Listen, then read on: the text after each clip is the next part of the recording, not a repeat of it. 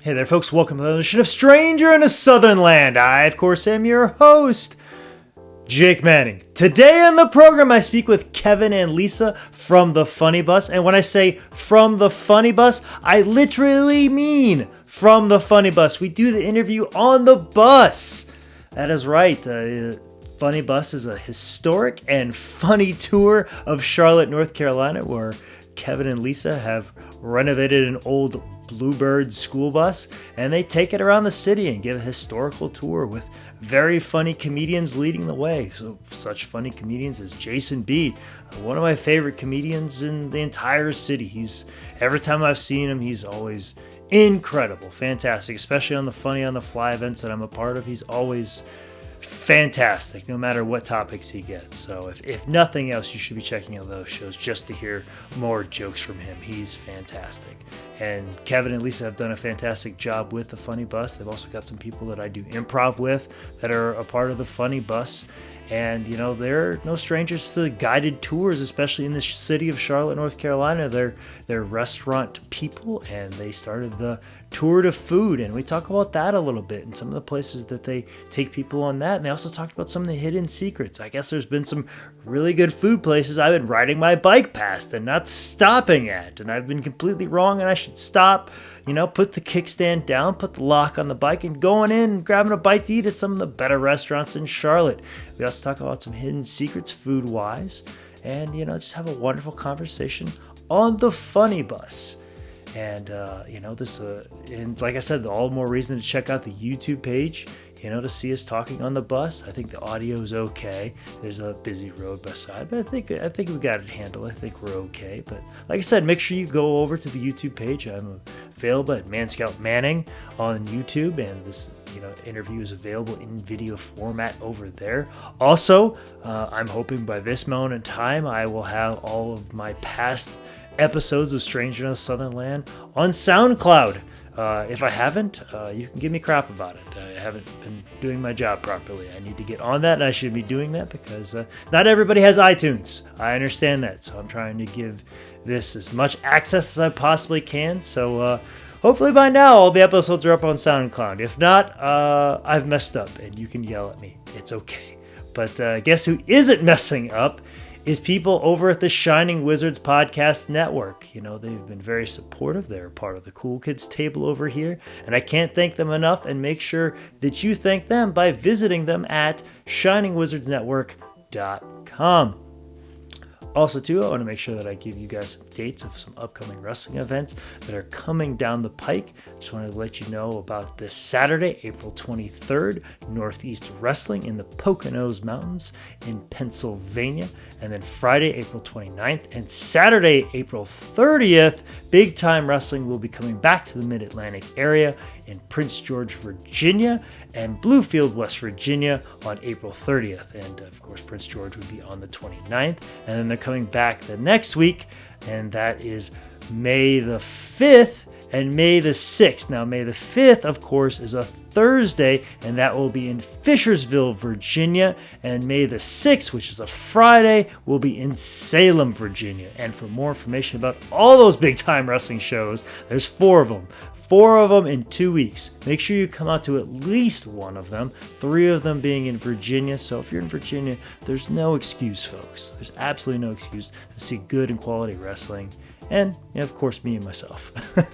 Anyways, like I said, all the information about the big time shows are available at btwpro.com.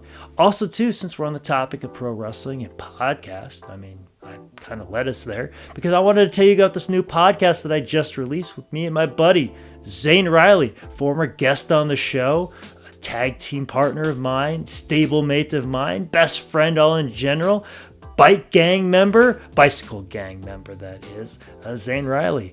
Him and me sit down with a non-wrestling fan, and we watch some of the less than stellar wrestling programs and shows and events that have ever happened. And we discuss them for you. So basically, this new podcast is very similar to How Did This Get Made with Paul Scheer, but it's the wrestling version of that, you know, where we discuss some of the less than stellar wrestling shows that have happened. And there's 2 episodes available right now, available on dsct.com TV, and also, of course, on iTunes, on YouTube, on SoundCloud, and at howdidthisgetbooked.com. It's available everywhere, and the 2 episodes that we have up right now are about WrestleMania 9 and Halloween Havoc 1995. That's right.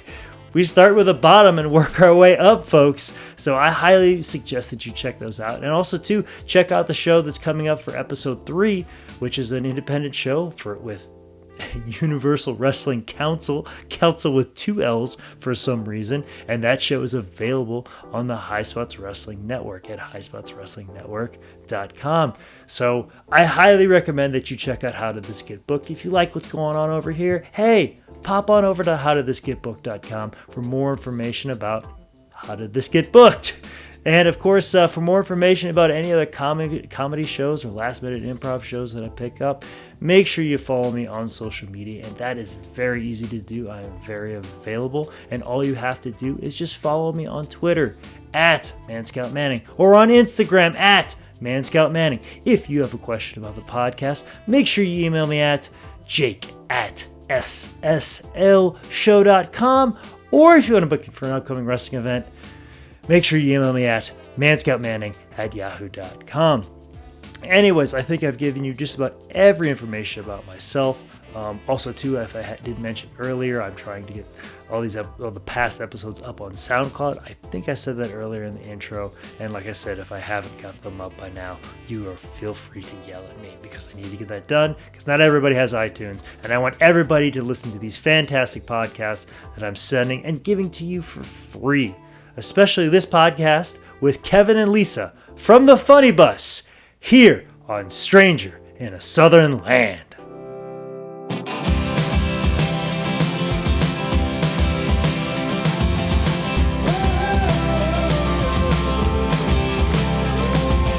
Well, folks, everybody that's watching on the video portion of the show, this is probably the most unique shot that I've ever captured on this program. I am on the Funny Bus with Kevin and Lisa. Thank you very much for allowing me to be on the Funny Bus today. Absolutely, we appreciate it. This, like I said, this is when we talked, Lisa, about this, you got back with me very quickly, which I always appreciate. So yes, it is, especially just right away and immediate. You're like, do you want to do the interview on the bus? And I was like, absolutely. And I am thoroughly impressed with the setup you got going on here. But I think the obvious question, since we're on it, is what is the Funny Bus? Can you please explain to me what is the Funny Bus? Definitely. The Funny Bus is a 90-minute tour through Charlotte.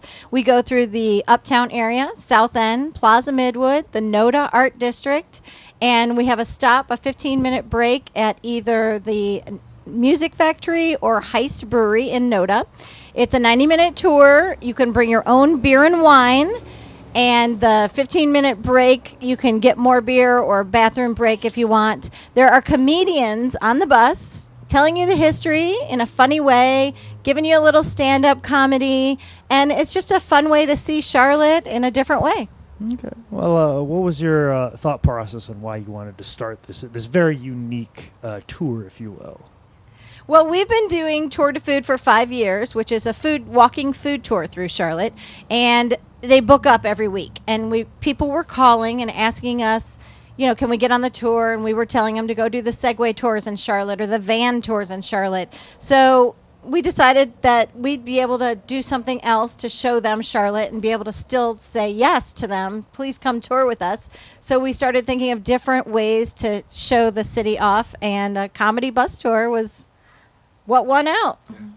Yeah, well, what were some of the ones that fell by the wayside then that you're like, I don't know if we can do this one? Well, there are several different tours already in Charlotte, like the Segway tours or just walking history tours, which, we thought about that. But we wanted to put more of a fun spin on it. And, we started looking at some buses and then had the idea to retrofit it like this. And, just... And early on, we looked at the pedal pubs. And did quite a bit of due diligence into a pedal pub and to see if that's something that we really wanted to pursue. But which absolutely, that's a great concept. But the more we thought about it, And looking at the options, we felt this was the direction that we wanted to go. Yeah, exercising and drinking is usually not a good combination. Yeah. I've tried it a time or two. It doesn't It usually doesn't work out. It doesn't work out well for me, and I'm a professional wrestler, so a professional athlete doesn't work out well for me.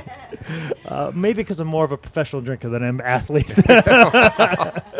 but no, when what was the first step? Like obviously getting the bus.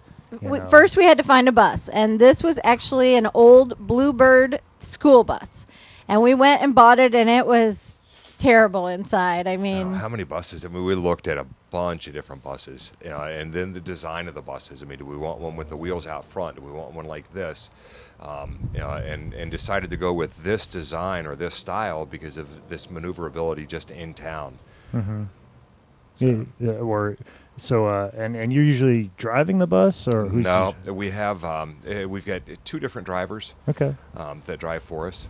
Okay, because you get old retired school bus drivers like, hey, you remember those annoying kids? Now they're grown up. I need you to drive them around. I need you to drive them around, and better yet, we're going to give them some. We're going to let them bring beer and wine. Yeah, on board. yeah. Everything that we're gonna turn up to 11 on. Yeah. On you. So, but it must be a wonderful time if you have like a salvage yard or you're selling like old mail trucks, old school buses between the food truck industry and now the bus tour industry. Yeah. we did go to some old salvage yards. I mean, we went to a lot of different places to find the right fit bus for us. So, and then we just gutted it and started from scratch. Mm-hmm. Yeah, and it looks fantastic. Like I said, anybody's watching the video portion, it's a great bus. So you had the bus. And I'm sure there was probably some legal things you had to go through to get it all clear. Oh, absolutely. With of course, we had to go through and file all the DOT paperworks and through the FMSCA and and get all that in place. So quite a bit of paperwork just to get that so that we could actually drive the bus. Mm-hmm. Well, and then of course you have to find like people to run the tours and stuff like that. And now you've searched out for comedians. What was your thought process on? I mean, obviously you took care of the logistics, but like as far as because you're basically presenting a performance, right? And you had to find people to do that. What was your thought process on the type of people that you wanted to book for the Funny Bus? So we have tour guides with the Tour de Food, and they're all really great guides, but they're not really funny guides. So let's before we jump too far ahead, let's talk about a tour de force. What makes a good tour guide? Well, a good tour guide is somebody who wants to show off their city, who likes to tell people where the good places to eat are, where the good places to dance are, the good places to hang out at, even buy a book at, or just history, of course, of the city, which we train them all on the history. But just somebody who really likes to show their city off is the number one characteristic that we look for. Be personable, be knowledgeable. I'm passionate. I think passion is probably that one attribute that we look for in any tour guide, whether it be with Tour de Food or with the Funny Bus. They have to be passionate about what they do, and really enjoy it. Was there any between like even the Funny Bus or the tour de Food? Did I say it right? Yeah. Okay, Tour de Food. That where you're something like, this person has a lot of passion, but I don't know if they're quite good yet. Did you see anybody like that kind of grew into that spot? We actually hired several comedians that were very passionate, but they just didn't bring the laughs. So, we had to, tell them that, we like you a lot, but it's just not working. So, but right now our team is fabulous. We have a great team. We found a lot of our comedian tour guides at the Comedy Zone and the Charlotte Comedy Theater, and some of them are doing improv and some of them do stand-up. So it gives a nice little balance for somebody, and we already have had people who have taken the bus tour and come back for another tour, so they get a variety. One time they're always going to get the same history, of course, but the jokes are going to be different. Absolutely, but and each tour is different just based on the people that are on the bus, because there's a lot of interaction between the comedians and the people that are on the bus, the guests that are on the bus for the tour, which I think is one of the things that really, really makes it unique. Oh, absolutely, because it's basically a moving room. It is. And any comedian will tell you you have to read the room and feel the energy that's in the room. Sometimes it's very dark. Yeah. Sometimes it's very light and fun and non-offensive. And sometimes you have to go a little darker just to hit everybody the right note for everybody. Yeah, and you're right. It's a moving room, and that's why we've got the bars up there, because they've got it. The bus is moving. So it's unlike any other platform that any of our tour guides have really, really performed on, because it's not a flat stage, it's not stationary. Yeah, I mean, So they have to be completely aware of their surroundings. and very captive as well. Yes. Yeah, especially, this bus seats 36 people, and sometimes it's full and lively and crazy, but sometimes we only have a half a bus because we're still, in the new process of, advertising and getting the word out. So when there's less people on the bus, the comedians really have to work harder to bring the laughs and interact with the guests, but it always turns out pretty good no matter how many people are on the bus. Yeah, because nobody wants to be the person that laughs out really loud real first. You've got to get them comfortable and kind of playing the fool in a sense, Right, so right. that's always tough as well. Of course, the beer and wine helps in that department as Yeah. well. Yes, as always. But like back to my original question of like, what were the type of individuals you were looking for the Funny Bus? just somebody who really wants to show people the city and give them tips and about the places to go and things to do. And then of course somebody who's funny on the bus, definitely. You got to be able to tell the jokes the right way. You can say there's a pink elephant sitting over there, and one guy can say that and nobody laughs, and another guy says, look at the pink elephant sitting over there, and everybody laughs. So Were you guys fans of comedy, or what was the idea of that? Like, were you guys? Well, we're not comedians, either Yeah. one of us, but we do both enjoy going to comedy shows whenever we travel, or just stay home. But that's cool. And so, has it been responsive? Like, how are things been going recently? Pretty good Yeah. so far. Okay. No complaints. Yeah. We started in November. We wanted to start earlier, but the bus just kept getting delayed and delayed on things to make it look the way it does today. And we wanted to start when it was a little bit nicer. So we started in colder months, which means the windows had to be down, and You can have that dry run to make sure this is lots of something. dry runs. Yes, lots of dry runs, and then just like anything else, I mean, there's always continuous improvement. Well, what was one of the biggest things you learned during that time that you were doing dry runs? Like, what was the biggest thing? Like, we really need to do this, or we really need to make sure this doesn't happen. Wow. I don't know. We had some different speakers in the bus at first, and I think the biggest thing the was audio the sound. was definitely tweaking that and getting that. To where Somebody we with a wanted it. podcast, I absolutely know. I've been, Yeah. I've been I mean- tweaking my audio for 60 episodes. Yeah, I mean, to get the audio to where we were pleased with it, and it was, it was right. I mean, the guests could hear it, but that was definitely something that we had to, that was an evolution for us, and also just, from a guide, a comedian standpoint. Again, as Lisa had said, I mean, there are some people that that absolutely had the passion, but it just had a difficult time delivering, their comedy in this environment. Yeah. Hilarious on stage, loved them. Right. But just in this environment, in this setting, it's different. Absolutely, it's a different animal and beast Absolutely, altogether. when you've got there's music that goes along with the tour. They've got a mixing board that they have to to adjust and manipulate, and all while they're moving. And they have to get in history facts. I mean, we actually do tell history facts, so they have to memorize all of that. So somebody who's used to being up on a comedy club stage and can tell jokes is one thing, but to actually memorize all this history and then tie it in together, make it funny, interact the guests, and balance standing up on a moving bus. So it's not an easy job. No, Of some of the people that you have hired on, who've done it pretty well of your guests, of your hosts. We have a great team right now. Like Absolutely. I said, we have 4 really, really strong comedians. J.D. Colwell is one of them. Jason B. is another one. Brandon Wright, although he goes by Furious Wright, is his stage name. And there's Brent. and Brent. Kevin. And Kevin, yeah. So we've got a really good, strong team right now that we're really pleased with. And like I said, if you come on the bus at a different time with a different comedian, and even with the same comedian, you're going to hear different jokes, and they really interact the guests. And we haven't had any complaints about any of them. So Yeah, I definitely could speak for at least JD and Jason, because I've seen them the most, and they're two different comedians, but like especially Jason, he's fantastic. Yeah, Yeah, he You really is. definitely won out with him.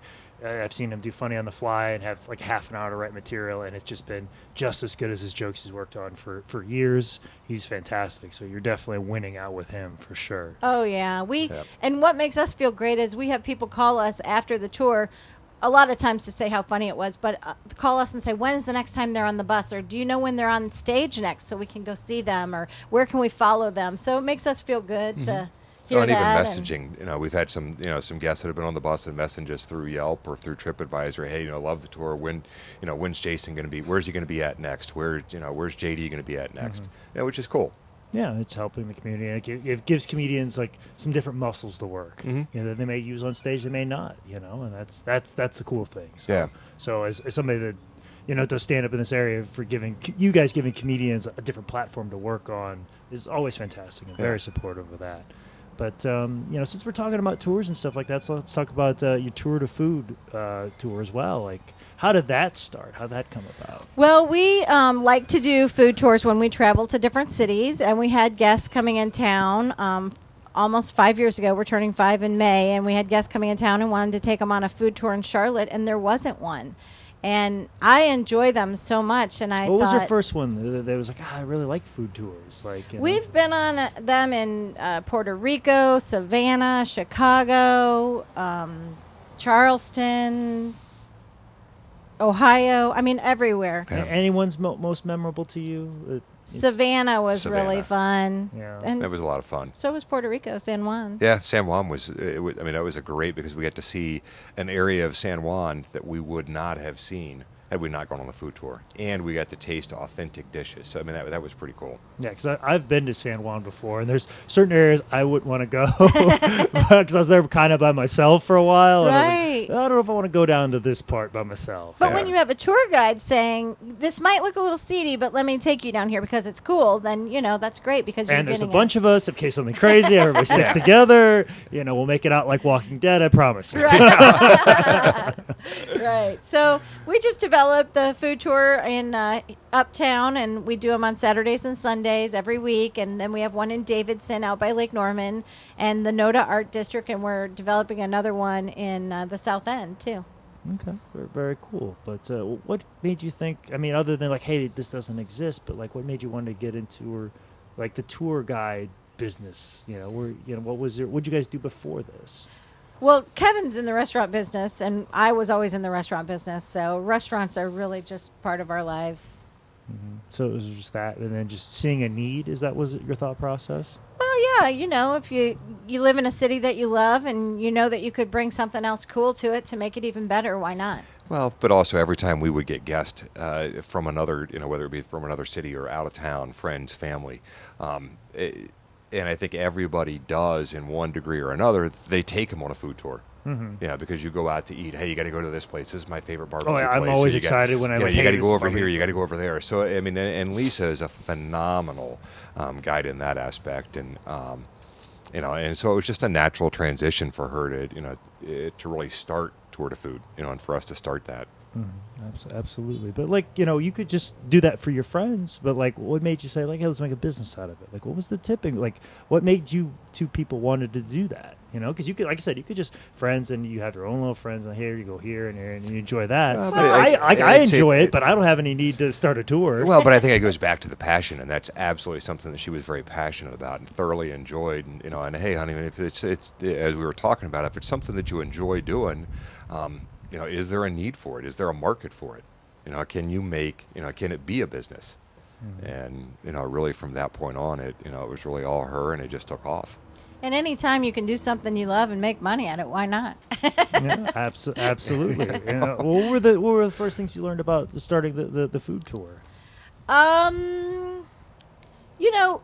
We had had a couple small businesses in the past. We had a bed and breakfast in Atlanta, Georgia before, and I had a wedding industry before, a million years ago. But none of them were really like buying ticket kind of things. So we had to really learn how to market it and sell tickets and book it, and that was mainly Kevin. That was a big challenge, just to go through that process. Identifying a ticket provider, and integration of the website and go through all that. But then, also from a marketing standpoint, just how do you get the word out? Yeah. Which is a lot of grassroots. I mean, it's pounding the streets, handing out, handing out flyers, utilizing the restaurant partners to help promote, themselves and, the food tour to food.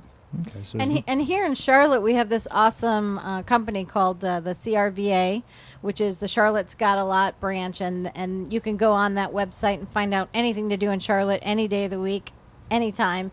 And we partnered with them, and they really helped to get Tour to Food on its feet. Very cool. And now the Funny Bus. Yeah. Yeah, that's awesome because you've already got those things in place, and like by now you're seasoned veterans as far as touring goes, at least in the city. Yeah. That's always nice. But like, let's talk food here for a second. Since you guys are food and like where to go and where the stuff. Maybe you could tell me some of the better places to go, like some of the places that'd be on a food or two. Well, we only do locally owned restaurants, so that's Okay. nice. When they come to the food tour, they will get a taste of something that's only in Charlotte, not in other cities. And some of our favorites in Uptown are Mimosa Grill, Roosters Uptown. We always start at the 7th Street Market, which has a ton of local shops. Have you been to the 7th Street Market? No, I've ridden my bicycle past it multiple times. Oh, you Oh, got to that's go really in. cool to It's go in. so good. It's all local shops and specialty stores. There's a bakery and a pizza place, Pure Pizza, and a wine shop and a sushi place and a crepe place. And they're all local, and they all try to source locally, so everything is really fresh and good. And Tank's Taps is there, so there's a bar in there too. It's you have to stop next time, definitely. Yeah, and it's an Highly. incubator for small businesses in Uptown, Yeah. which is really cool. So we pick up guests for the Tour de Food there and for the Funny Bus at the 7th Street Market because it's a great place where you can buy beer and wine to bring on the bus, get a meal before or after you ride the bus, or like with the food tours, we start at the market with some of these local shops, and then we bring them to these other restaurants around town. I love Fahrenheit because it's got great views up there for cocktails, and the Wooden Vine is very good. Five Church is very good. The King's Kitchen is one of our favorites.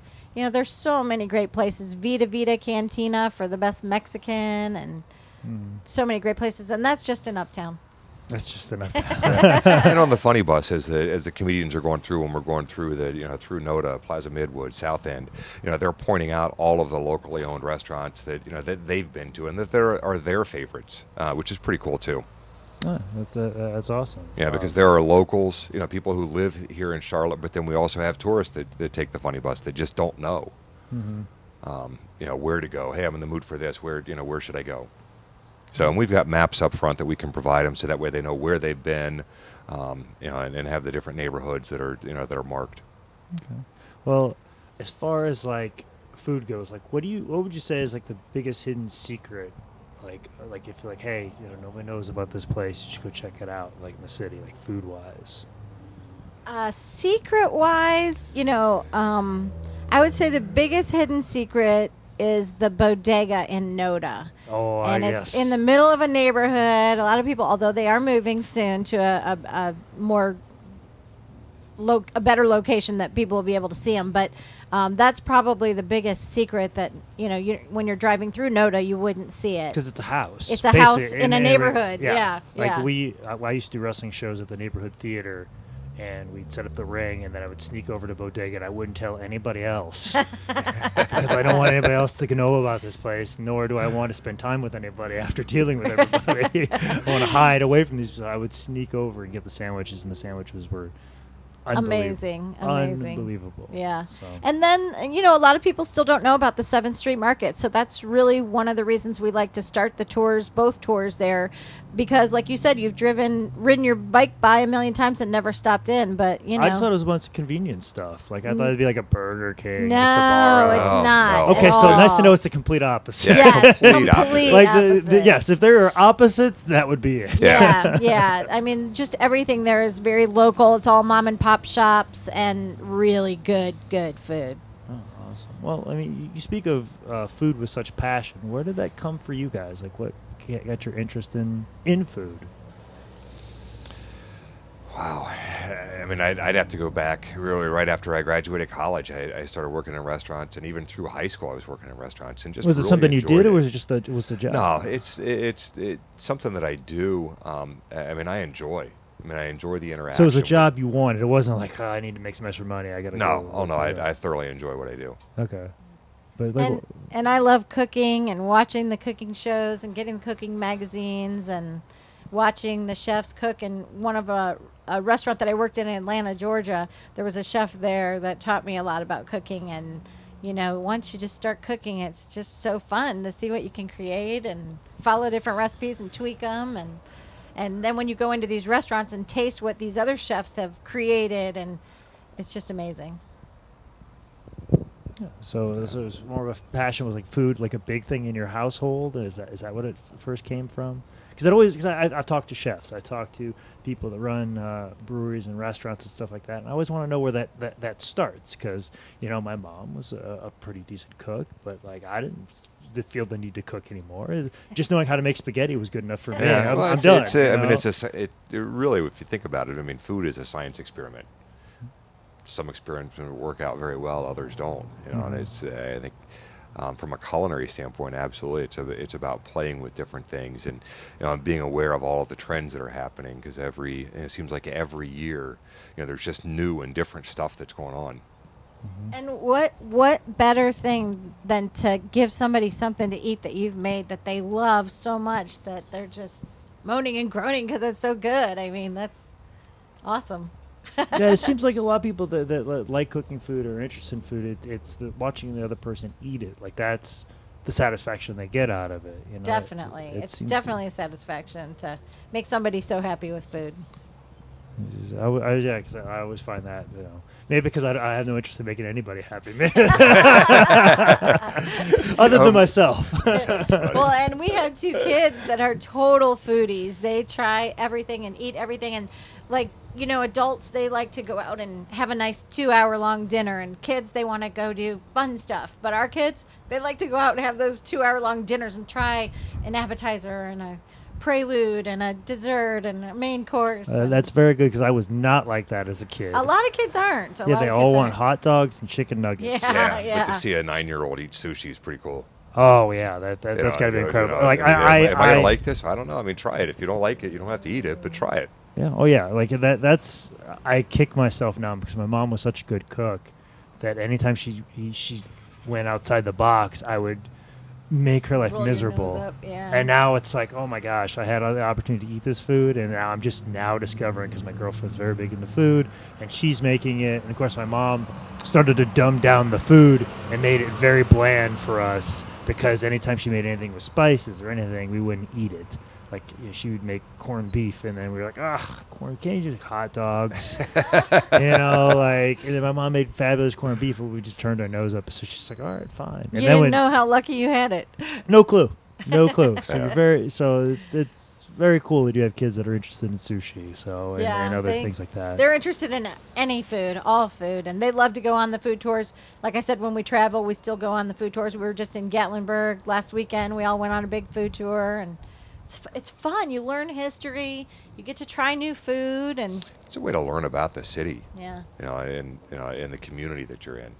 And the same thing with the bus. You know, you learn history. You're getting to drink while you're learning it, and you get a little laughs in between. It's just a different way to see the city that, you know, you can't normally do that. So. Yeah, it seems like you two are very interested and very curious about things. Where does that come from? In the sense of like, oh, what's this about? You know, where does that come from? I don't know. It's just natural, I think. Yeah. You know, that you're just curious. You want to see what, you know, I mean, I think it's just a part of living life. Yeah, some people can walk by a building and never go in it, and not me. I got to find out what's in it. Yeah, that was something that was asking me because I'm from a town of 82 people, and people always ask, like, did you go in everybody's house? I'm like, why would I do that? Like, I'm not that curious about what everybody's living room looks like. But See, and I am. yeah, that's why I've never gone in the 7th Street Market. But I absolutely have to now. Now, so you don't know what you're missing. This Yeah. You know, I get too focused. I got the blinders on. I'm trying to record as many podcasts as I can. Obviously, I need to open up my experiences, which is what this is all about. Right. For sure. for sure. But we got a few minutes here and stuff like that. But I always ask people about on this podcast. I always ask people about like the topic of success. And since we're talking about business, it's a little bit different, but at the same time too, you can also answer it personally as well. But as far as I always ask people, like, what is success? Like, and you can define it in like how do you define the Funny Bus as being a success? Like, or your food tour? Like, how would you define it as being successful, or how you define success? That's kind of what the whole theme of this podcast is, and I'm not going to let you guys off the hook, especially today. But what are your thoughts on that? How would you say like, oh, the Funny Bus I consider it a success, or tour to food I consider the success. What are those things that would happen for you to do that? To me, success is making people happy. Seeing a smile, that's success to me. And reading a review that somebody was so happy, or having somebody call me to say that they loved it, that's success all the way for me. That's success. Mm-hmm. And do you feel that way right now about it? I feel that we're there. Yeah. I think so. I do. What about you, Kevin? Well, absolutely. I think definitely I would define success from a personal standpoint. It's that feel-good feeling. Just like Lisa said, when people get off the bus and they thanks a lot, we really appreciate it, we had a great time, can't wait to come back again, or we get those messages that when's this person performing, and I think any time that we can really share Charlotte and people enjoy it, absolutely it's successful. From a business standpoint, and Funny Bus is a business, and we can't deny that. But yes, I mean, the more ticket sales we have, then from a financial standpoint, the more successful we will be. But I think that if we focus on the right things, and that's the guest experience and the comedian's experience and the driver's experience, and everybody's having a great time, then the revenue piece is a byproduct of what really is, at least in my opinion, a measure of success. And that's if you enjoy what you're doing and people are having fun. Mm-hmm.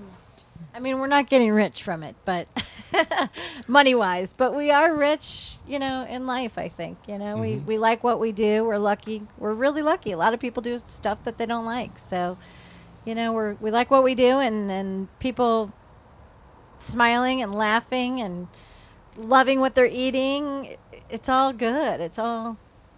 Mm-hmm. Just what you're saying before, like sometimes that's all you can control is like the quality of product you put out there at the end of the day. Whether you make money off it, sometimes that's the only thing you can control. Right. So, yeah. But anyways, like I said, please at this moment in time plug social media so people can know about the tours, how people can know about the tour to food, just everything right now. Can you please plug all that right now for that information? So for Tour to Food, you can find us at tourtofood.com, and the Funny Bus is funnybus.net. You can find a lot of questions and answers to your questions online. Of course, you can give us a call. The Tour to Food number is 336-406-6294. And the Funny Bus number is 704-659-3186. Okay. Well, is there anything else? And then we're on Facebook and please. Twitter and LinkedIn, Pinterest, just about every social media platform that's out there. And there are links to all of those social media platforms on their respective websites. Mm-hmm. Yeah, the Tumblr, Swarm, whatever it pops up. Yeah. And there's Periscope that I've heard of, haven't really done anything with it.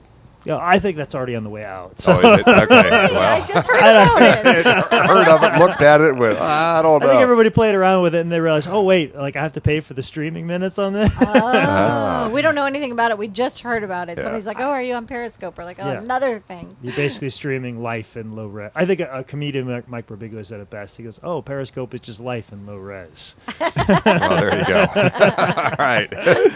But, stuff like that will be popular eventually. But they're just getting their foothold like with everything. Right? Yeah. But it'll be a viable thing, I'm sure, in the future. Yeah. But anyways, Kevin and Lisa, thank you very much for taking time and rolling out the bus for me. I appreciate it. Absolutely. Yeah, This is definitely one of the more unique locations I've had. So Cool. thank you very much and good luck with thank you. everything.